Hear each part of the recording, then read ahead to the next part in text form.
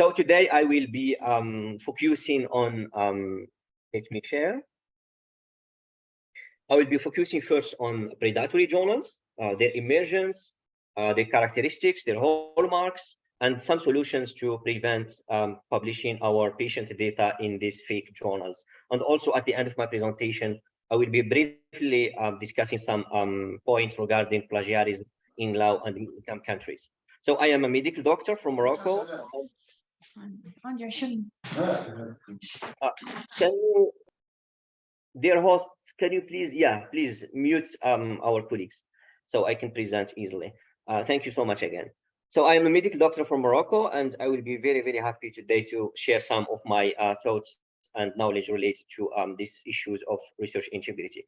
Before doing so, I need to declare my conflict of interest. I receive some honorarium or royalties from international publishers as an associate editor for developing books and also special issues in journals, and also as a scientific consultant. Also, the information provided in my slides as opinions reflects only my perspectives and not that of my affiliations. So let's first start with this issue of predatory publishing. I think it's a very dangerous topic because we are wasting our patient data in these fake journals, which are only websites that try to collect money from authors that are not well trained in the field of the publishing process, particularly in the developing world.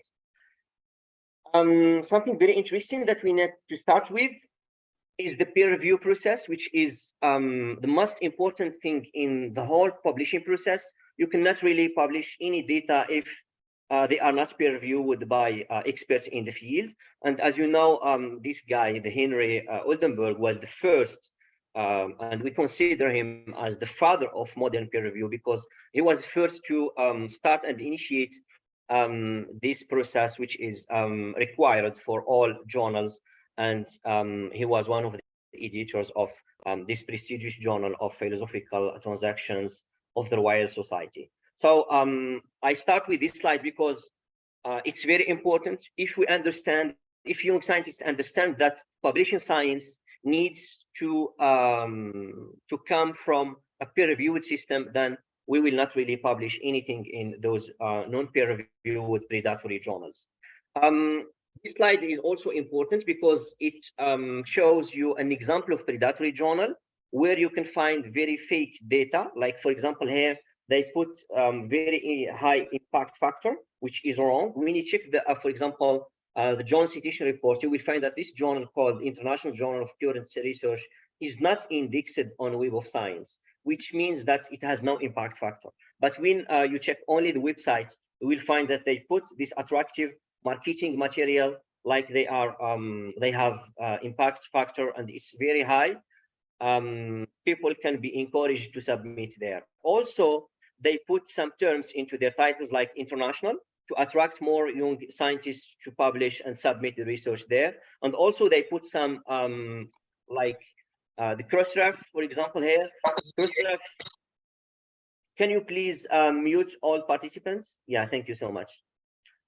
They put such marketing material into their websites, so authors, potential authors, can have this information to say that it's a quality journal. But when you check, you will find that it's all wrong. The impact factor is wrong. Crossref is not very important to be put there into the website, and also having such a title is very attractive. And some people, unfortunately, think that it's an international journal, but it's just a website to collect money from authors. This is another example of a website of predatory journals. They put like indexing information like PubMed indexing, but when you check PubMed database, you will find that it's not really indexed and abstracted by PubMed. So people who do not verify, unfortunately, they can easily be targeted by these fake journals. And as I said previously in my slide, they also put some very interesting impact factors. But when you check the Journal Citation Report, you will not find any trace of this journal. Also, they put this kind of information related to the code of the journal, which is a very important thing to have when you are a journal. And when you check, you will realize that it's not really true. And another important feature of predatory journals is that they contact authors directly using WhatsApp. And as you can see here on the website, you can contact them using WhatsApp. So a real journal will never contact you and communicate any information using your phone or your WhatsApp. So this is one of the most important features of predatory journals. Previously, there was a guy called Jeffrey Bell. He was a librarian scientist who was the first to discuss this global issue of predatory journals widely. And as you can see here, starting from 2011, the number of predatory journals that arose was very, very big. In around, let's say, 5 years, you will find more than 900 journals developed in this period, which is very, very big. Because in fact, these were not journals, they were just websites that collect money from authors after accepting their papers after submission very rapidly. And the first attempt to create predatory journals was in Hyderabad, but now it's a global issue. And you can find predatory journals in India, in Africa, in the United States, in Europe, and it becomes like a global concern, unfortunately. He created a database called the Base List. It's somehow questionable, but it contains some very important information related to the emergence of predatory journals and publishers across countries. This is one of the invitations that you can have when you are an author. For example, I received this invitation from a journal of rice science. I am not in the field of agriculture. I am working in oncology, and they send me like this solicitation emails, just to say that their strategy is to send random emails to scientists, and your email, mine, and of all scientists can be easily purchased right now, and they can send you bulky emails to send your papers to their journals. And unfortunately, as you can see here, the guy who is managing this journal has an MD and PhD career, which means that he is a medical doctor and also a basic scientist. But the journal is of rice science. So is there any association between rice science and medicine? I don't think so. Just to say that these are random invitations without really any real information about the journal topics and aims. Unfortunately, most journals that are qualified as predatory target young scientists that are unqualified, not well trained in the field of research integrity, particularly from low and middle-income countries. In summary, in fact, this is a big topic that needs hours of discussion, but I will try to summarize most important hallmarks of these fake journals. The most important feature here is that there is no real peer review. They don't conduct any peer review. And as I said previously, you cannot really publish any data without peer review. So these journals accept everything without any peer review, unfortunately, in a couple of days and sometimes in a couple of hours. They also put fake metrics, including false and high non-existing impact factors. And you can easily detect that by checking the journal citation reports. They also claim to be indexed on Midline, but when you check PubMed, you don't really realize that it is indexed there. They have hijacked editorial members. They put the names of well-known scientists without informing them. And after verification, these scientists will say to you that we never been there, and they are just taking our names so they can have this prestige and impact of their websites. They also contact authors using WhatsApps, using non-academic emails. They have low open access fees. And also they have unstable websites, and they have also they can send acceptance letters to authors days after submission, which is against the duration of the peer review. You know, duration of peer review is sometimes months and years, and you cannot really publish this way very fast in a couple of days. I don't think that peer reviewers have time to do things very rapidly. So this is one of their, unfortunately, one of their behavior. They have also spelling and grammatical mistakes on the content of their published websites. They don't conduct any serious peer review. They send bulky invitations using emails. And also they try to mimic the names of websites of well-known publishers and journals, and this is a particular category of predatory journals called hijacked journal. Unfortunately, there was a recent study that showed that most countries that publish in predatory journals are low and middle income countries. As you can see here, my country, Morocco, Nigeria, Egypt, and other countries are mostly affected by this phenomenon. And now I will try to share some of the results of our global survey that tried to study this phenomenon globally in the field of oncology.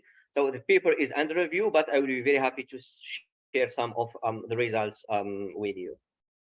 So we used a anonymized survey to investigate the oncologists' knowledge about predatory publishing widely, and also we used some descriptive statistics and logistic correlation to see what are to assess what are the associated factors with the publishing behavior in predatory journals.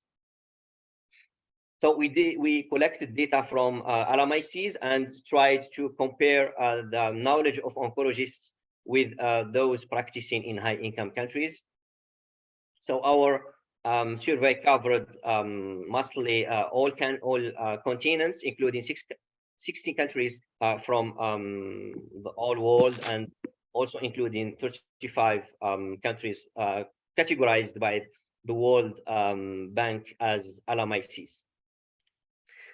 So some of the descriptive statistics results, we found that unfortunately the pressure to publish from academia is one of the important factors that was shared by oncologists, and also email engagement. And also, as you can see here in my descriptive statistics, email invitations to publish in predatory journals were the most used strategies by predatory journals to attract the attention of oncologists to publish the research. This predatory journals, unfortunately, they act every week. They send bulky emails frequently to authors in a repetitive way. And as you can see here, the think, check, submit strategy used by all researchers to prevent being scammed by predatory journals was not really very famous among our oncologists, unfortunately. The reasons that encourage young oncologists to submit to predatory journals are very diverse. Let's say fast decisions. People like fast decisions. They cannot afford the high open access fees, and predatory journals have low open access fees. People are under pressure to publish their residency program and PhD thesis, and also in some cases, unfortunately, predatory journals were recommended by their supervisors. So this means that we need really to act by training young oncologists, and also not forget that in some cases, their supervisors are not well knowledge about predatory publishing, unfortunately. And also, some authors stated that they need that to boost their academic career in a short time. And you know that when you put pressure into the career of young oncologists, then they can unfortunately submit their research to these predatory journals with very fast decision process. When asking our scientists about why predatory journals target scientists, particularly from developing countries, most of the responses were known already. The low open access fees, so they are affordable. They are not well trained about predatory journals. Unfortunately, also the low quality of research published by these researchers, and also they said, as you can see here, the fast publication process, and this is very bad, unfortunately. When we studied predictive factors using multivariate analysis, we found that when you respond to article solicitations, you increase the risk to publish in predatory journals by more than threefolds, and also being an oncologist practicing and doing research in an LMIC also increases the risk to publish in predatory journals by more than twofolds, unfortunately. And also, one of the shocking results we found is that having academic experience was not really protective. This means that people who had experience in publishing system can also publish in predatory journals.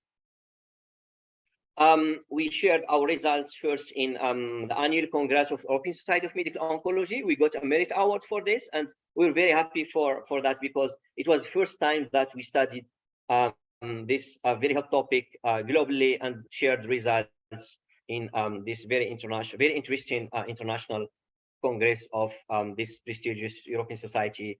And we were also very happy because we got this award. And you know, when you are young scientists, when you get merit awards, that means that you can go to present your data easily without having any financial issues. Some of the solutions and recommendations that we can give to limit data wasting in predatory journals are very diverse.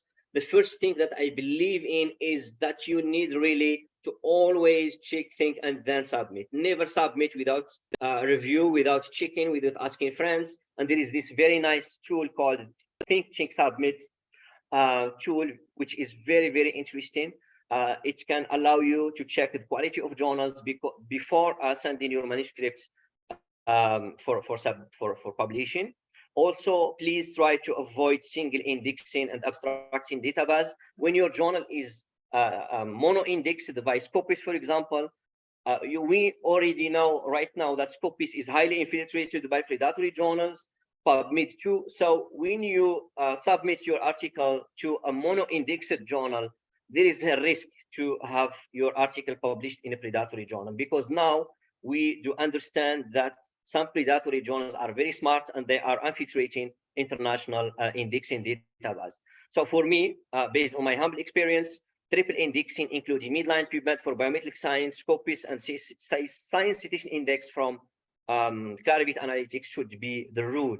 When you target a journal that is triple indexed, there is a small risk that the journal is predatory.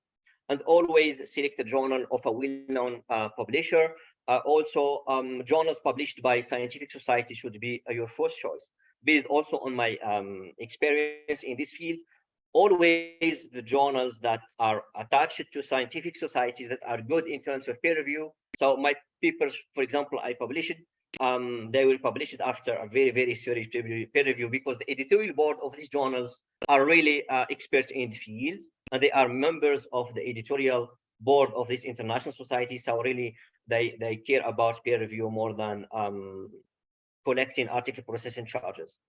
Also, good journals do not really invite for submissions. Very rarely, if you are really an expert in the field, you are a very known name in the field of that journal, the editor-in-chief may invite you to develop a special issue or write a critical review for their journal. But basically, journals do not invite. So if a journal invites you, there is a high risk that it's a predatory journal.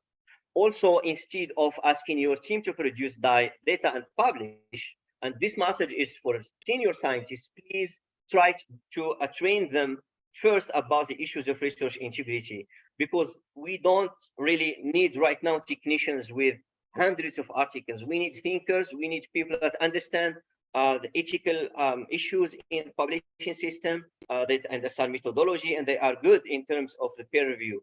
So please do not push scientists to publish too much, because when you do pressure, then people they can be easily targeted by these predatory journals.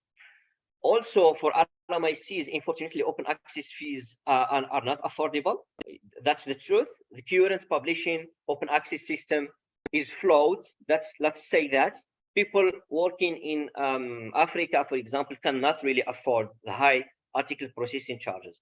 And really, we need to have the transformation of hybrid journal into fully open access, and also let accepted non-edited publications from these authors based in LMICs to share their science without any copyright restrictions. There is also an urgent need to reframe the whole process of open access, because the current article processing charges are overestimated and not well justified by publishers. And unfortunately, the day we put money into the publishing system, we destroyed the peer review system. And now I really need to say that, but carefully, because now the publishing system using open access model based on the open access movement is really trying to collect money instead of doing serious peer review. And that's bad, very bad for science.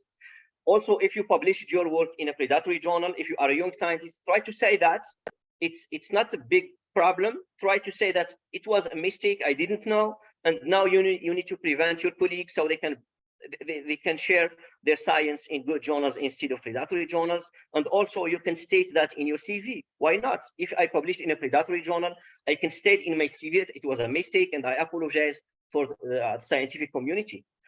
That's one of the solutions I think that can increase transparency in this perspective.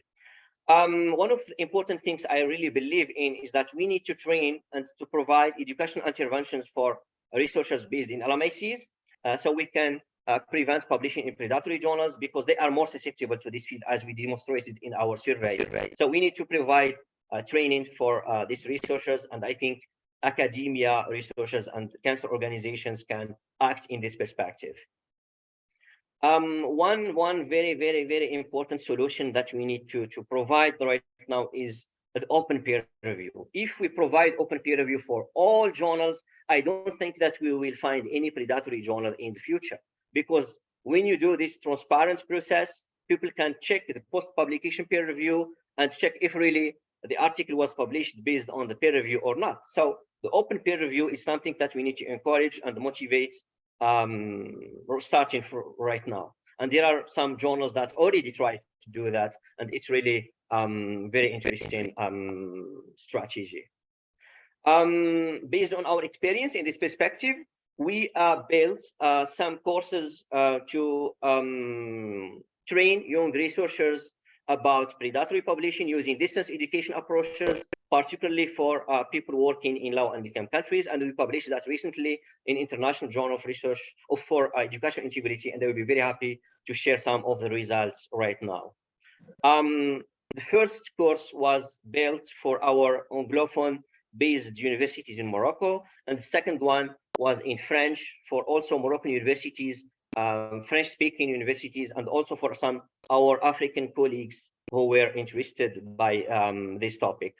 We later evaluated this course, and we found that 40% of participants in our courses do not really verify journal quality before manuscript submission, which means that we can prevent that by providing them with accurate information about how to verify indexing, how to increase your awareness about predatory publishing. And we were successful in this perspective, and I was very happy when we found that we increased the number of young scientists that understand now the phenomenon, and so they can they cannot be targeted by predatory publishers. And this was further published in this journal. And if you want more detail and discussion about this, please try to have a look at the results and also the discussion and perspectives in these papers we published this year. We have an ongoing project. It's about the cost of publishing oncology science in predatory journal. We believe that we can attract stakeholders and decision makers by providing this kind of economic analysis to see that there is a waste of money from our institutions, from our researchers, that was given, unfortunately, to predatory journals instead of developing quality research. And this is ongoing. So if you want to join me in this, just try to contact me later, and I will be very happy to collaborate in this perspective. Now I will be very rapid, because I don't think that I still have time. I will be talking briefly about plagiarism, which is another issue in low and income countries. I think this is a very important historical focus. The first case of plagiarism in the history of science is very inspiring. In fact, just let me read this. Fame has it that you, Fidontinus, recite my books to the crowd as if none other than your own. If you are willing that they be called mine, I send you the poem for free. But if you want them to be called yours, buy this one so that they won't be mine. So this was a letter sent by a very famous poet to a colleague who plagiarized his poet, and this is the first case of plagiarism to be documented to date. Unfortunately, as you can see in this very nice paper published in Research Integrity and Peer Review recently, one of the reasons why articles are being retracted globally is plagiarism. So plagiarism is global, and it is unfortunately being frequent globally, because now journals and publishers do not check for plagiarism. I can say that because I am an associate editor in various journals. Journals sometimes don't check for plagiarism because it's the responsibility of the authors. And later, if you identify overlap after publishing, then you can contact the journal make the investigation. If there is plagiarism, significant overlap, they retract the article and they will say to you, it's the responsibility of the authors, unfortunately. And we have the software, but editors sometimes don't check using that. And some journals also do not have software and they don't provide it for editors, unfortunately. This is an article that was retracted because of plagiarism, and it was bad because the whole article was plagiarized. And I don't understand why authors do that, because they can easily be detected when you plagiarize most of the content of your paper. This is another article that was later retracted after discovering that authors were plagiarizing. And the message from these slides to our participants in the webinar is that please always check plagiarism in your paper before submission, because journals do not check sometimes the content of these articles, and it's your responsibility. So please try to prevent retracting articles because of overlap by checking for plagiarism using your softwares. We have very good softwares right now. There is the I20K, the Turnitin, and others, so you can use them to prevent this issue. Also, let's say that plagiarism is something global, even in those laboratories that contain very, very prominent researchers. So this means that it's not an issue of an under-resourced setting. Sometimes you are in a prestigious university, but you can find plagiarism in the papers of these prestigious researchers. So it's a global, and it's something that we can prevent by educating and also by checking for plagiarism in using softwares. If you check the Retraction Watch database, which is a very, very great database that was created by Ivan Oransky to collect all those articles that were published and later retracted for several reasons, including ethical issues, plagiarism, etc. So you can just put the name of your country to see what are these articles that were retracted because of plagiarism easily using this very, very interesting, transparent database. And in Morocco, for example, if you check this database, you will find that most of the articles that were published were because of plagiarism. So this means that people are plagiarizing, maybe they don't know how to write. So we wanted to explore this, and I will tell you something about this in the upcoming slides. To say again that very, very known people can be can have papers and theses plagiarizing and retracted later, as you see here in this nice publication from the Retraction Watch team. I really strongly believe that this initiative should be supported. The Evans Oransky website is great, really great. I really invite you to go there and check the very good, interesting data you can find there regarding your country, colleagues, researchers, so you can get some knowledge and awareness about this topic. So in Morocco, we explored this scientific misconduct among thousands of people in Morocco, based on survey-based study, and we published this in Accountability and Research. And we find very, very interesting actionable factors that can be used to prevent and also prepare education interventions. So these are some of the features of our participants, which were mainly from our universities, including undergraduates, scientific graduates, PhD students, postdoctoral fellows, and also for the first time in Morocco, we explored plagiarism among university professors. As you can see here in this logistic regression-based analysis, people are doing plagiarism because they don't know it was plagiarism. So this is called inattentional plagiarism.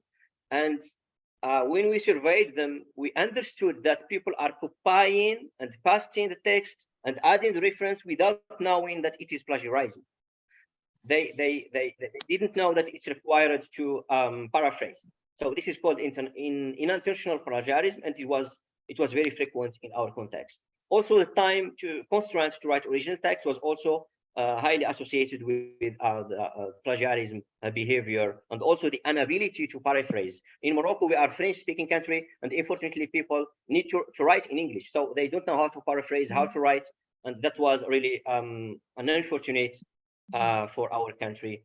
And people, when they consider plagiarism as a serious misconduct, they conduct less plagiarism. So when you train people about research, ethics, and other integrity issues, people can be aware about this, and they do less plagiarism, as you can see in this data.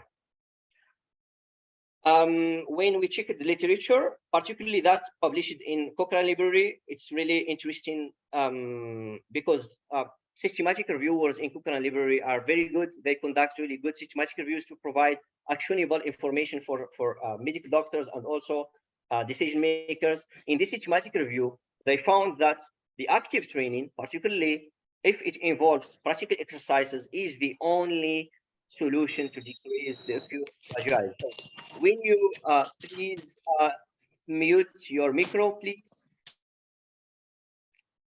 When you do this kind of interventions, your people, your scientists will not do plagiarism. But when you inform them about plagiarism only, they can do plagiarism. So this means that you need to train people how to write. So that was the conclusion of this very interesting systematic review.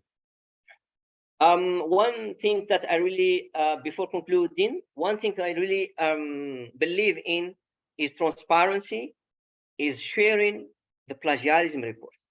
Recently, I started, I think the first time in Morocco, to share the plagiarism reports of my papers.